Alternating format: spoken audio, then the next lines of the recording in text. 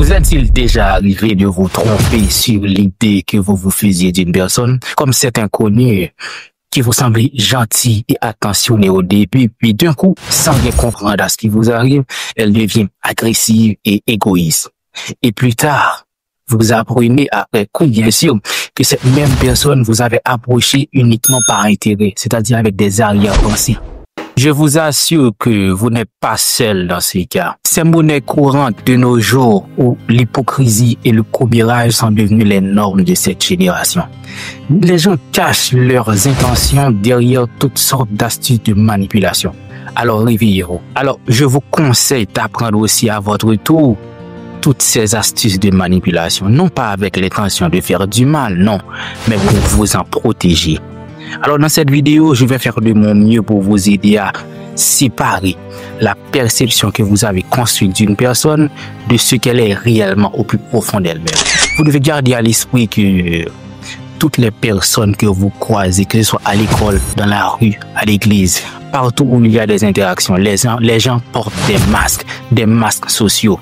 Pour vous aider à comprendre mieux comment ces masques sociaux s'opèrent dans nos interactions, je vais vous aider à travers une histoire. Je ne sais pas si vous connaissez l'histoire de Jacob, un chef de prison. Alors, Jacob est le père de deux petites filles adorables et un mari exemplaire selon les dires de sa femme et de ses voisins, bien sûr. Par ailleurs, Jacob est également le directeur d'une prison correctionnelle qui se charge de ramener les criminels dans le droit chemin. Dans cette prison, Jacob jouit d'une réputation de bras de fer de sans pitié. Vous vous imaginez bien que chaque jour, Jacob jongle entre plusieurs rôles sociaux, à savoir que ce soit le père ou un mari ou le directeur, et chacun de ces rôles s'accompagne de son lot de responsabilités et de charges émotionnelles. Bien évidemment, comme vous et moi, Jacob se soucie énormément de son image sociale.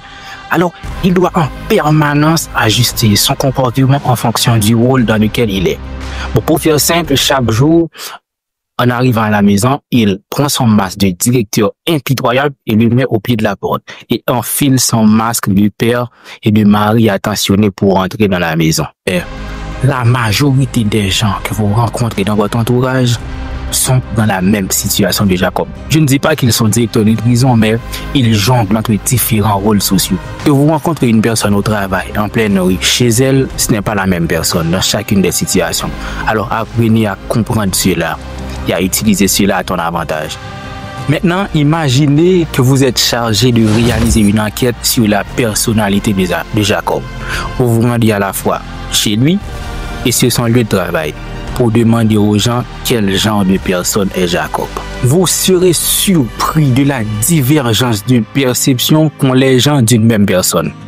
Alors, c'est très intéressant ça. Mais en réalité, Jacob n'est ni bon ni mauvais. Il s'adapte en fonction de la situation. Toutes les personnes que vous rencontrez dans votre vie sont exactement pareilles.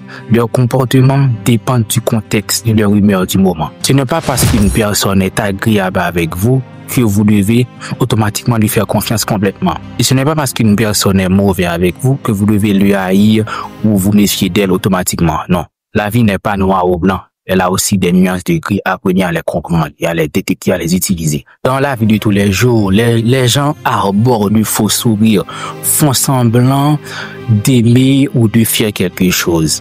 Que ce soit en bien ou en mal, les gens portent constamment des masques, jouent parfaitement des rôles. Ce n'est pas une mauvaise chose en soi, non. C'est le jeu social qui l'exige. Si Jacob continuait de porter son masque de directeur devant cette petite fille, ce serait une catastrophe. Et inversement, un directeur trop mou, trop sensible, n'inspire ni crainte ni respect auprès des prisonniers, ni même des salariés. Pour le bien et l'harmonie de son environnement, de son entourage, Jacob porte des masques adoptés à ces différentes situations. Toutefois, il y a des bémols. Il y a des personnes, quant à elles, portent des masques ou adoptent certains comportements uniquement dans le but de tromper, de manipuler. Dans le pire des cas, de carrément faire du mal. Là, c'est un problème. Contrairement à Jacob qui adopte certains comportements pour s'adapter. Ces personnes-là, elles enfilent des masques juste pour faire du mal, pour tromper. les dynamiques sociales, surtout dans les relations intimes, il arrive que vos interlocuteurs, que ce soit des amis, des collègues, des patrons, même des membres de votre famille, ces personnes peuvent prétendre détenir certaines qualités honorables comme la sincérité, l'honnêteté, la loyauté, l'intégrité, le courage et tant d'autres qualités exceptionnelles. Puis, à un moment donné, vous vous rendez compte qu'il y a une différence énorme entre ce qu'elles ont prétendu et ce qu'elles font réellement dans la réalité. En vrai, ils se contentent de vous dire ce qu'ils pensent que vous voulez entendre dans l'intention que vous fassiez ce qu'ils désirent. Tout se joue dans l'intention qui se cache derrière le masque. Il est fort probable que cette dissonance que vous avez remarquée entre leurs paroles et leurs actes sème de la confusion dans votre esprit. Vous ne savez plus où donner de la tête.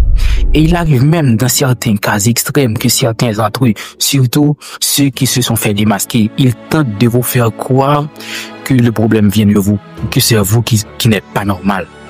Alors je vous le répète encore, réveillez-vous. C'est contre ces genres de personnes que vous devez apprendre cette technique de manipulation pour vous en protéger. Non pour faire du mal, mais pour vous en protéger.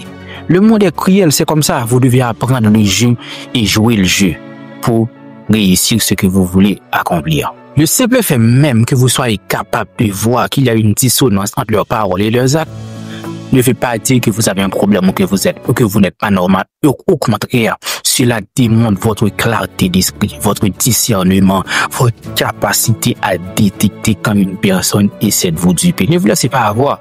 Ne vous laissez pas entrer dans la confusion que c'est vous qui avez un problème. Non, au contraire, vous avez la clarté d'esprit maximale pour détecter ce genre d'astuces. Et c'est très bien, vous êtes sur la bonne voie. Alors, comment est-ce qu'on fait pour apprendre ces astuces? Il suffit de lire des livres puis d'appliquer ce que vous avez appris dans vos relations. Alors, je vais vous laisser avec un livre en référence. C'est Influence et manipulation de Robert Cialdini. Très intéressant comme ouvrage. Après, vous pouvez enchaîner avec Les 48 lois du pouvoir de Robert Greene si vous êtes encore davantage intrigué par ces astuces de manipulation. Alors, dans cette vidéo, vous venez de vous familiariser avec deux concepts fondamentaux en microéconomie qui sont aussi appliqués dans les relations humaines, surtout lors d'une transaction. Il s'agit des préférences déclarées et des préférences révélées. Les préférences déclarées correspondent aux choses que les gens disent qu'elles apprécient ou les qualités humaines qu'elles se revendiquent fougueusement, tandis que les préférences révélées correspondent aux choses auxquelles les gens se consacrent réellement, qui démontrent leur véritable caractère à travers leurs actes et non des mots. Alors, si vous voulez jouer dans ce jeu social et être dans une bonne position, vous devez apprendre, vous devez faire un minimum d'efforts pour ne pas vous laisser influencer par les filtres et les masques de cette génération. Apprenez les astuces de manipulation, non pas pour faire du mal, mais pour vous en protéger. Apprenez à voir au-delà des apparences, à percer à jour les véritables intentions, la nature cachée de vos interlocuteurs. Ces capacités, elles ne sont pas facultatives, non. C'est votre survie même qui en dépend. Votre réussite et l'ampleur même de votre impact dans le monde sont largement déterminés par les gens qui composent votre cercle rapproché. Alors choisissez-les avec un œil aiguisé. Alors je vous dis merci d'avoir regardé toute la vidéo. C'était Claudio, à bientôt.